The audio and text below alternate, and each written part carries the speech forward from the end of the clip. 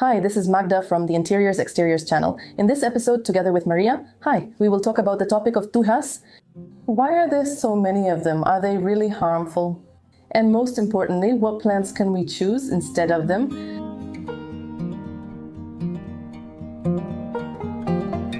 Although Thuja are undoubtedly a very versatile choice, over the years a lot of controversy has grown around them. On many websites, we can find clickbait titles claiming that Arborvitae, which is the actual name of these plants, are harmful to children and pregnant women, and that even inhaling their fumes can be dangerous. But is that really true? What about the toxicity of Thuja? In the case of Arborvitae, all parts are poisonous if ingested. However, various plant parts differ slightly in chemical composition. The leaves and scales contain essential oil, whose main component is thujone. And it is this name that so often appears in articles about the toxic hedge made of Thuja.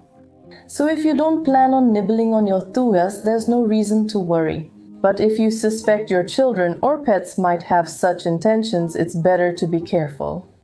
Thujone is present in various concentrations in many plants that we have in our gardens. Among them are wormwood, common mugwort, tansy, common sage, and western arborvitae. But let's go back to what made Arborvitae so popular in Polish gardens and why, for many people, they are the first choice when planting a hedge. The number of their advantages is quite impressive. First of all, these are evergreen plants, which means they look just as good in summer as they do in winter. Secondly, they are very easy to grow and are not afraid of harsher conditions. Thirdly, they are very cheap. Fourthly, they are widely available, which means you can even find them in supermarkets. And fifth, which is often the most important, they grow very quickly, which really helps protect you from the prying eyes of your new neighbors. Even from old neighbors. Thuja's advantages make them common everywhere. It's increasingly rare to find gardens without them, but the less biodiversity there is among trees and shrubs, the worse it is for microorganisms. The fewer varieties of flowers, trees, and shrubs there are, the worse it is for soil quality and pollination. That's why it's worth considering whether to choose plants that could enrich this biodiversity. There are many such varieties in our surroundings that will help our garden gain a bit more timeless character. Because even though we may not be fully aware of it, there are many trees and shrubs that are perfect for hedges. And what options do we have and what can we use to replace them here? 1. Of these plants is undoubtedly the hornbeam. It is a very popular and common plant in Poland. When trimmed, it quickly forms a green wall. Its seedlings are cheap and resistant to frost and pests. However, it is worth planting it in a 2 or 3 row system to ensure proper insulation. In summer it is dark green and in autumn it turns yellow, but during the winter its leaves become completely brown. So if you don't mind that your hedge is brown for half the year, this might be a good option for you. Barberries bloom with small yellow or orange flowers, which later turn into decorative fruits. Barberry seedlings are much more expensive than others.